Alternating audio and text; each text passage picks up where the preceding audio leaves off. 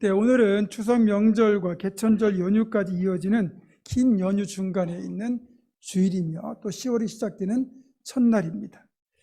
고향에 가신 분도 있고 벌써 다녀오신 분도 있고 또 가실 분도 계실 텐데 어쨌든 모든 세대가 함께 모여 모처럼 예배를 드리고 있습니다. 그래서 우리 서로 인사하겠습니다. 은혜의 자리, 축복의 자리 참 잘 오셨습니다. 네. 네. 여러분, 아무리 명절이 길고 또 연휴가 있다 하더라도 예배하는 이 자리가 제일 좋은 자리입니다. 그 복되고 좋은 자리에 여러분은 지금 와 계신 겁니다. 정말 잘하셨고요. 하나님 예비하신 놀라운 복과 은혜가 오늘 예배하는 여러분 모두에게 풍성하게 임하기를 주님의 이름으로 축원합니다. 오늘은 이제 명절 모세 예배인 관계로 그동안 살펴보던 사무엘서를 강의하는 대신에 에레미야서에 나오는 한 사건을 통해서 우리가 기본을 지킨다는 것이 얼마나 복이 되고 생명이 되는지를 여러분과 함께 나누어 보려고 합니다. 오늘 본문에 대한 간략한 설명을 먼저 하겠습니다. 오늘 본문의 배경이 되는 에레미야 선지자가 활동하던 그 시대는 무척이나 암울한 시대였습니다. 마치 우리 구한말 같은 그런 느낌이죠. 에레미야 선지자가 활동하던 그 당시 이미 북왕국 이스라엘은 아수르에 의해서 멸망당했고 이제 남왕국 유다도 바벨론에 의해서 멸망하기 직전입니다. 그런 풍전등화와 같은 상황인데 여전히 왕을 비롯한 지도자들은 정신을 못 차리고 하나님 사랑, 이웃 사랑이라고 하는 기본적인 계명조차 무시하고 우상을 숭배하고 이웃에 대한 가난하고 약한 자들에 대한 압제와 수탈이 극심한 그런 상황이었습니다. 그런 상황에서 하나님은 에레미야 선지자에게 레갑 사람들이라고 불리는 일단의 사람들을 여호와의 집 한 방으로 데려다가 포도주를 마시게 하라는 명령을 내립니다. 그래서 에레미야는 이 레갑 사람들을 성전 한 방으로 불러다가 거기에 포도주가 가득한 종, 지금껏 그 명령을 지키고 있습니다.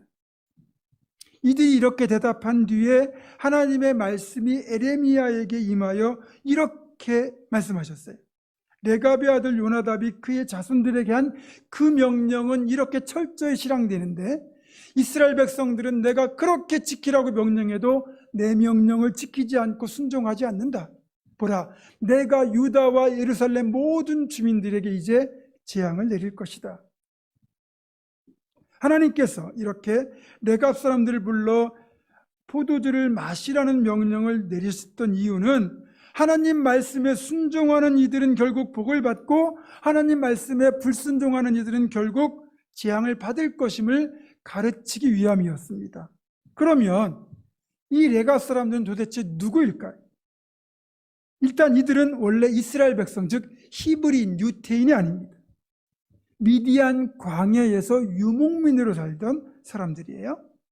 이스라엘 백성들이 모세의 인도를 따라 이제 출애굽을 할 때 한 가지 문제가 있었는데 그건 바로 가나안 땅까지 가는 길에 반드시 넓고 황량한 광야를 통과해야 되거든요. 그런데 이스라엘 백성들은 광야에 대하여 전혀 모르고 있었다는 겁니다. 광야에서의 생존법도 모르고 어떤 길로 가야 할지도 몰랐다는 거예요. 여러분도 아시는 것처럼 힘들게 이들을 탈출했다고 보세요. 그런데 60만 명이라는 거대 공동체가 광야에서 길을 잃거나 생존할 수 없어 다 죽는다면 어떤 문제가 생기겠습니까? 다 망하는 거죠.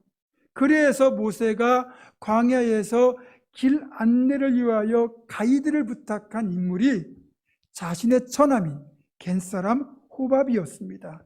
외부에서 광야 전문가를 스카우트한 거예요. 여러분도 아시는 것처럼 모세가 40세 때 살인을 저질러요. 그리고 미디안 광야로 도망하죠. 그곳에서 이드로의 딸 십부라를 만나서 가정을 이루고 40년을 광야에 살게 되죠.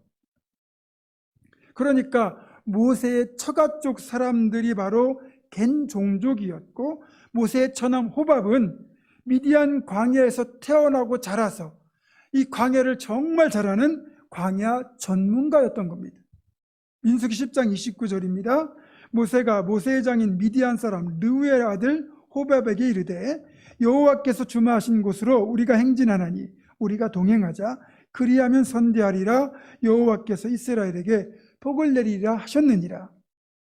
호밥은 기란나를 부탁하는 모세의 청을 거절하지 않고 아예 함께 거주하던 겐 사람들을 데리고 이스라엘 백성들의 길 안내를 맡게 되었고, 훗날 이스라엘 백성들이 가나안 땅에 들어가게 되면서 이들도 아예 같이 가나안 땅에 자리를 잡고 살게 되었습니다. 이들이 바로 겐 종족이라고 불리는 사람들이고요. 사사기 4장에 보면 이 겐 종족의 이야기가 나오는데, 가나안 왕 시스라의 그 군대와 또 여자 사사 드보라가 이끄는 이스라엘 군대와의 전쟁에서 최종적으로 시스라의 군대 장관 야빈을 죽인 사람, 그러니까 적장을 죽인 사람이 겐 종족 헤벨의 아내인 야엘이었다고 기록되어 있습니다. 그렇게 겐 종족은 가나안 땅에 이스라엘 백성들과 함께 거주하게 되었음에도 묵축에 종사하며 천막 생활을 했습니다. 또 포도주를 포함하여 술도 마시지 않았고, 가나안 사람들과 가나안 원주민들과 관련된 풍속들에 참여하는 것도 거부했습니다. 그렇게 한 이유가 있습니다. 이들이 농경 생활 또 정착 생활을 하게 될 경우 향락과 무절제를 피하기가 어렵다는 걸 알았기 때문에 차라리 이렇게 원시적인 생활을 영위함으로써 좀 더 절제된 모습으로 하나님을 보다 경건하게 섬기려고 했던 거죠. 이런 겐 종족의 전통을 가장 강력한 삶의 지침으로 확고하게 만든 사람이 오늘 본문에 나오는 레갑의 아들인 요나답입니다.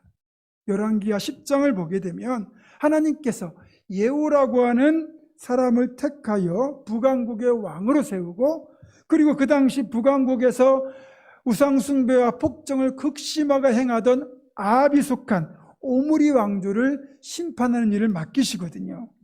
그렇게 예후가 하나님의 택함을 받아 오므리 왕조를 심판하고 우상숭배로 얼룩졌던 나를 다시 여호와 신앙으로 회복시키는 종교개혁을 단행하게 되는데, 그때 종교개혁을 하는 일에 동참할 주역으로 예후가 레갑의 자손 아들이라고도 표현되는 여호나답, 즉 요나답을 참여시킵니다.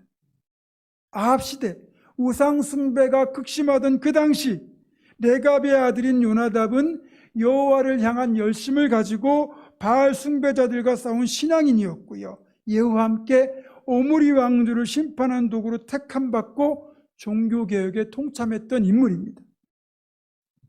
요나답은 자신의 삶을 통하여 이 북왕국의 정치적 타락, 신앙적 타락을 목격하면서 절제되지 않은 풍요와 쾌락은 복이 아니라 저주라는 사실을 깨닫습니다. 그래서 자신의 자녀들을 포함한 후손들만큼은 세상의 풍요와 쾌락에 함몰되어 타락할 것을 염려하여 아예 평생 포도주도 마시지 말고 집도 짓지 않고 포도원이나 밭도 소유하지 않고 장막에 살도록 4가지 지침을 세워 강력하게 명령했습니다. 이때부터 요나답의 후손들은 요나답이 레갑의 아들이었기 때문에 레갑 사람들이라 불렸고, 이들은 요나답의 명령을 철저히 준행하여 포도주도 마시지 않고 집도 짓지 않고 포도원이나 밭 종자도 소유하지 않고 천막 생활을 계속해 왔는데요. 그 명령이 주어진 때로부터 에레미야 선지자가 이 하나님의 명령을 행하여 여호와의 집에서 포도주를 마시라고 권할 때까지 무려 300년 이상을 그 명령을 철저하게 지켜왔습니다. 하나님이 그렇게 살라고 명령하신 게 아니에요. 단지 선주의 명령인데도 그런 선주의 명령을 힘써 지키는 이 레갑 사람들을 보면서 에레미야 선지자는 하나님의 율법을 너무나 쉽게 범하고도 부끄러워하지 않는 당시 패역한 유다와 예루살렘 주민들에게 이들을 소개함으로써 그들을 깨우치려 한 것입니다. 에레미야와의 이 만남이 있은 이후에 레갑 사람들은 바벨론의 침공을 피하여 원래 살던 곳에서 예루살렘 근처로 이주합니다. 그곳이 바로 베닥 게렘이라는 곳인데요. 예루살렘에서부터 예수님 탄생하신 베들레헴까지는 직선거리 한 8km 정도 되거든요. 근데 그 중간에 양을 칠 수 있는 넓은 들판이 있습니다. 이 들판의 이름이 현재 지명으로는 엔케렘이고 성경의 지명으로는 베닥게렘이에요. 근데 이 베닥게렘은 느헤미야 3장에 나오거든요. 느헤미야 3장 14절을 보면 이렇게 기록하고 있어요. 분문은 베닥게렘 지방을 다스리는 네갑의 아들, 그러니까 손자란 뜻입니다. 자손이란 뜻입니다.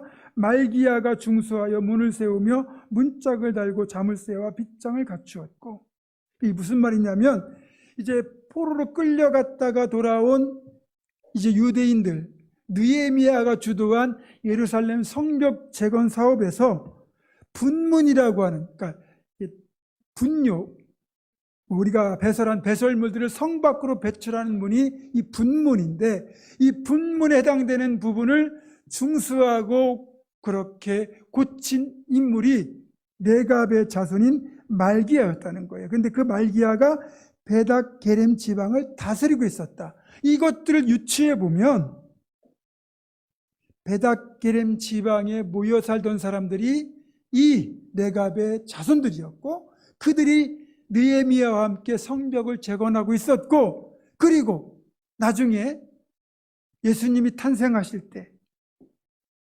천사들로부터 아기 예수가 베들레헴 말구에 탄생하셨다는 소식을 가장 먼저 듣고 베들레헴 말구 위로 달려가서 탄생하신 아기 예수께 경배를 드렸던 인물, 그 목자들이 바로 이 레갑의 사람들이었다는 거예요.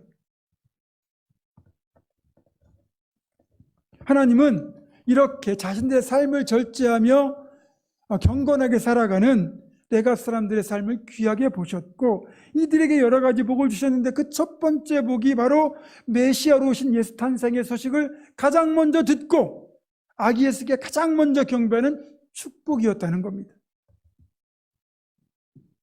진정한 복음을 듣고 전하는 첫 번째 증인으로 레갑 사람들을 사용하신 거예요. 엄청난 축복입니다. 두 번째 복은 종교적으로도 복된 가문이 되었다는 거예요.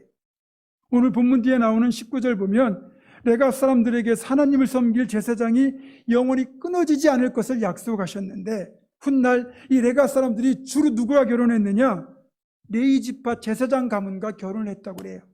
그러니까 결국 이들은 원래 이스라엘 백성 유대인이 아닌데도 불구하고 결국 하나님의 언약 백성이 되었고요, 그것도 제사장 가문이 되는 축복까지 누리게 된 겁니다. 세 번째 복은 무너진 신앙을 회복시키는 거룩한 마중물이 되었다는 거예요. 앞에서 말씀드린 것처럼 아기 예수 탄생을 가장 먼저 듣고 경배하는 축복을 누렸고, 그리고 지금껏 경건한 신앙 공동체 말씀에 순종하며 살아가는 하나님의 사람들이라는 복된 대명사가 되었습니다. 이 레갑 사람들이 보여준 경건과 무수유와 절제의 삶은 훗날 구약에서 경건한 운동을 일으켰던 에세네파라고 있는데요, 이 에세네파 공동체의 모델이 되었습니다.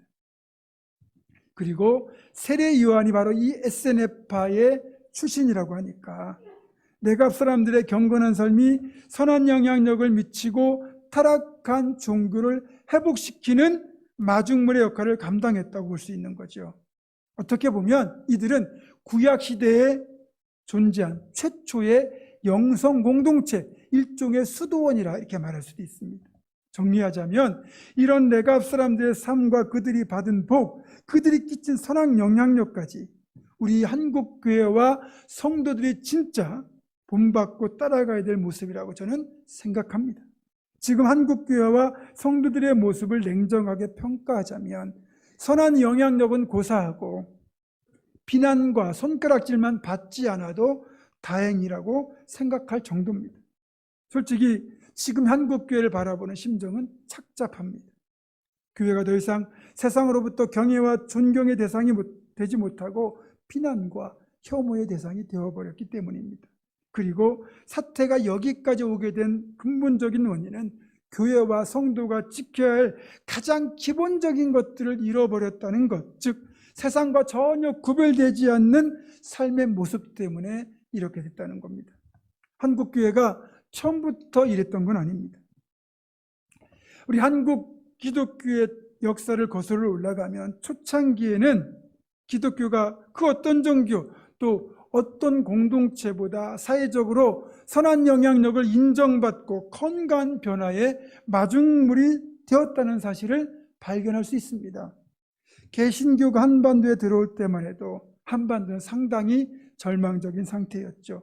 당시 한반도는 주변 열강들의 먹잇감이 되어가고 있음에도 무능한 왕조는 국정 장악력을 이미 상실한 상태였고, 고관 대작들은 자신들의 기득권을 유지하는 데만 몰두하고 있었고, 대다수 백성들의 삶은 처참한 밑바닥에서 벗어나지 못하고 있었습니다.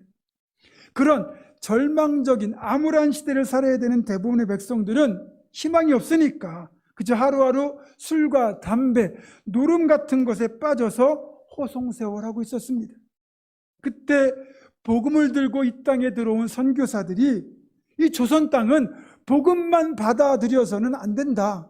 이 술과 담배, 노름 같은 악습을 함께 철폐해야만, 즉 삶이 확연하게 달라져야만 이 땅과 백성들에게 소망이 있다고 판단을 했습니다.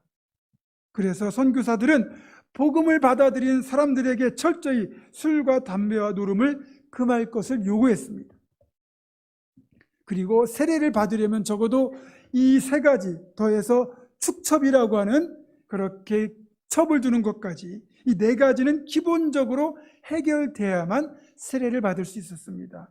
그러니까 세례를 받은 세례교인이다 그러면 적어도 술과 담배, 노름에 문제에 있어서만큼은 깨끗한 사람이라는 뜻이 되었거든요. 물론 늘 말씀드리지만 술을 마시고 담배를 피우는 것 자체가 죄는 아닙니다.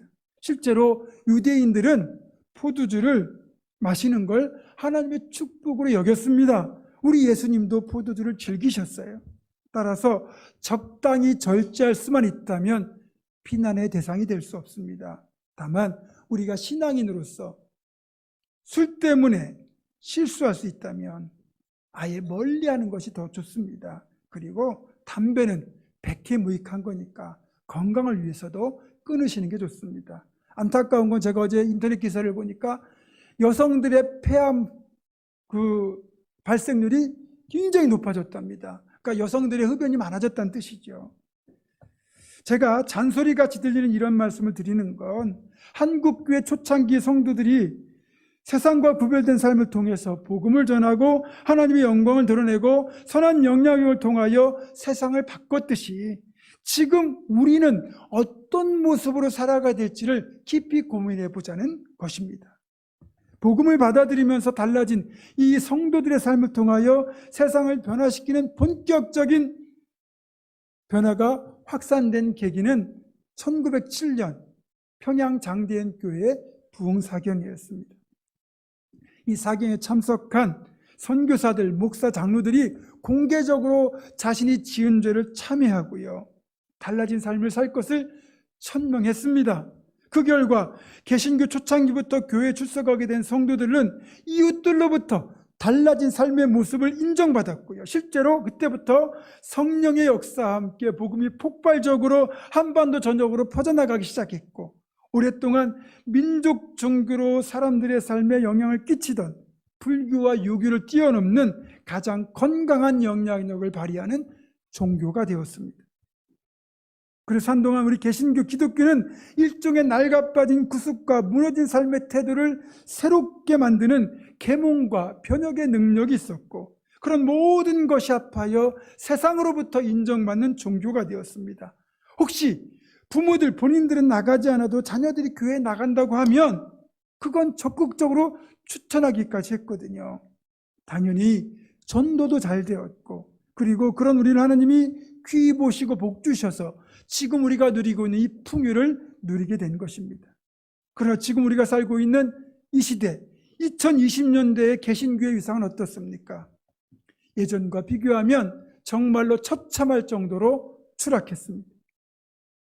교회에 대한 신뢰도가 역대 최저치입니다.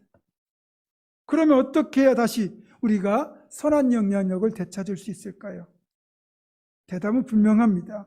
우리 신앙인들과 교회가 사회적 신뢰를 회복하고 교회의 건강함을 회복할 수 있는 길은 다름 아닌 기본만 잘하면 됩니다. 그렇다면 신앙인의 기본, 교회의 기본이 뭐겠습니까? 예배, 선교, 봉사, 교육, 교제. 이것들 본질적인, 신앙의 본질적인 기본은 우리 교회 공동체 내에서 당연히 이루어져야 한다는 걸 전제로 하고, 대사회적, 그러니까 사회에 비치는 우리 기독교인들, 교회들의 모습이 어떤 것이 기본이 되어야 되는지를 여러분에게 말씀드리려고 합니다. 첫 번째, 무엇보다 정직하고 진실해야 됩니다. 교회 다니는 사람들은 적어도 거짓말은 안 한다라는 인식을 심어줘야 됩니다. 우리가 하는 말은 진실한 말, 정직한 말, 선한 말만 하고 행실도 그래야 됩니다. 손해보고 불이익을 당해도 진실과 정직을 보여주면 세상은 우리를 다시 보게 될 거거든요. 조금은 손해보고 살아야 됩니다. 그리고 우리가 하나님을 위해 손해를 보면 하나님이 더 많은 것을 채워주십니다. 두 번째, 도덕적인 면에서도 솔선수범해야 됩니다. 우리가 먼저 질서를 지키고 타인을 배려할 수 있어야 됩니다. 물론 우리도 연약한 인간인지라 실수하고 넘어질 수 있습니다. 어쩔 수 없을 때가 있습니다. 그렇지만 최대한 노력하고 조심해야 됩니다. 제가 우리 교회 승합차에 보문중학교 이름을 붙이지 않고 다니는 이유가 뭔지 아십니까? 어쩔 수 없이 교통 신호를 위반하거나 잘 몰라서 늦게 끼어들게 할 때가 있거든요. 근데 일반 차량이 끼어들면 저놈이 나쁜 놈이다, 저놈이 못된 놈이다 그러지만 교회 이름을 달고 십자가를 붙이고 그렇게 위반을 하거나 끼어들기를 하면 교회가 욕을 먹고 하나님의 영광을 가리게 됩니다. 그래서 어쩔 수 없이 붙이지 않고 다니는 거예요. 그래서 오늘부터 이 설교 이후에 제가 여러분에 분명히 말씀드립니다. 앞으로 차를 가지고 교회 주차장에 들어오실 때는 교회 앞 도로에 일방통행 반드시 지키십시오. 이쪽 그 박장리 집사님 건물 그 철물점 쪽에서 들어오면 짧고 좋죠. 그런데 조금 시간이 걸리고 번거롭더라도 아파트 돌아서 일방통행도를 지키십시오. 여러분 안 보는 것 같아도요, 아파트 주민들이 다 보고 있습니다. 제가 운전할 때 제 차량에 타신 분들이 제가 일방통행을 지키지 않으면 우리 목사님 화끈하다 생각하겠습니까? 속으로 그럴 거예요. 우리 목사님도 위반하시네. 여러분, 우리가 본을 보여야죠. 그래서 오늘 이후에, 이 시간 이후에, 이전까지 상관없습니다. 이 시간 이후에는 반드시 교회 앞 도로에 일방통행 지키십시오. 또 횡단보도 무단횡단 하지 마시고 신호도 잘 지키시고요. 그리고 그런 거 알지 않습니까? 우리가 남들이 안 보는 것 같아도요, 사람들은요 기독교인들을 조금은 다를 것이라고 보고 있거든요. 그래서 세 번째 기본은 우리 삶에서 거룩한 향기가 나야 되는 거예요. 여러분 삶에서 절제된 모습을 보여주시는 것이 정말 중요합니다. 우리가 다 누릴 권한이 있어요. 그러나 주님을 위하여, 주님 영광 위하여 절제하는 모습을 보여주어야 된다는 겁니다. 고린도서 10장 31절입니다. 그런즉 너희가 먹든지 마시든지 무엇을 하든지 다 하나님의 영광을 위하여 하라.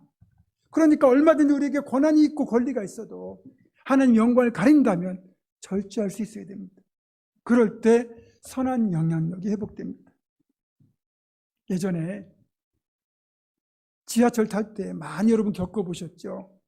다들 피곤해서 자리가 나면 앉아가려고 합니다. 근데 여러분 앞자리가 나가지고 앉으려고 하는데 쏜살같이 어떤 여성분, 중년 여성분이 달려오죠. 그 자리를 차지하죠. 굉장히 속이 상하지만 그럴 수 있다 싶었어요.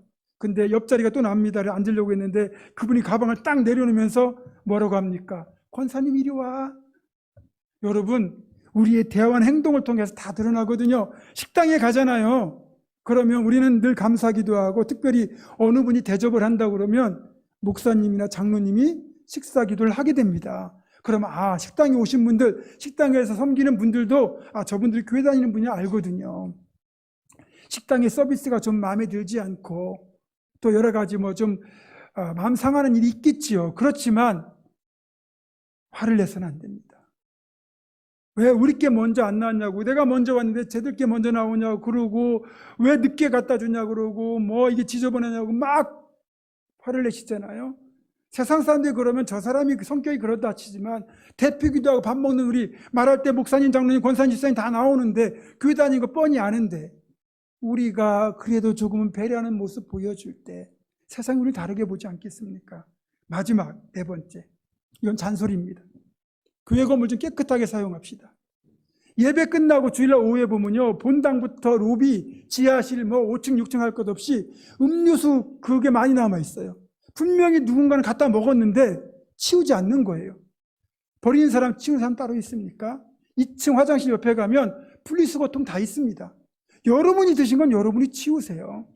내가 갖다 쓴 물건 원래 자리 갖다 놓으면 치울 일이 없어요. 근데 주일에 예배 끝나고 나면 교회 전체가 난리도 아닙니다. 제발 우리가 먹은 것 우리가 깨끗이 분리수거하면 환경보호도 되고, 그리고 교회도 더 깨끗하게 유지되고, 아무 때라도 우리 교회 방문하는 분들이 이 교회는 참 깨끗한 교회구나, 좋은 인상 받지 않겠습니까? 그리고 퇴실할 때 문단속 하시고 전등도 꺼주시고 에어컨도 꺼주시기 바랍니다. 사실 우리가 조금 아껴서 얼마나 큰 금액을 벌겠냐 생각할 수도 있겠지만, 환경을 지키고 또 교회에 조금이라도 우리가 더 협력하는 길입니다.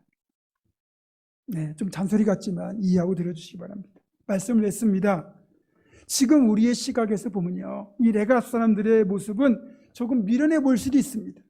아무리 조상의 명령이라고 하지만 얼마든지 편하고 즐거운 삶을 누릴 수 있는데 그걸 포기한다는 게 결코 쉬운 일은 아니지 않습니까? 그럼에도 이들이 보여준 절제와 무소유 그리고 나그네 정신은 오히려 그들의 복이 되었고, 하나님이 그들을 지키셔서 아수르의 침공, 바벨론의 침공에서도 이들은 살아남았고요, 하나님께서 성경에 그들의 이름을 기록하셔서 복된 이름의 대명사가 되게 하셨습니다. 이제 우리 한 사람 한 사람이 레갑 사람 같은 역할을 감당해야 됩니다. 그것이 우리 자신을 살리는 길이요, 교회가 회복되는 길이요, 신앙의 본질을 되찾는 길임을 분명히 알고 우리 모두 레갑 사람들처럼 거룩하고 경건한 삶의 향기가 은은하게 풍겨나는 신앙의 삶을 살아가기를, 또 우리 그런 교회가 되기를 주님의 이름으로 축원합니다. 기도하겠습니다. 우리 삶의 주관자 되신 아버지 하나님, 우리 모두 레갑 사람들이 보여준 그들의 절제된 삶, 선한 영향력을 본받아 성도의 기본에 충실한 구별된 삶을 통하여 한국교회를 다시 살리는 거룩한 마중물이 되게 하여 주시옵소서. 예수 그리스도의 이름으로 기도드립니다. 아멘.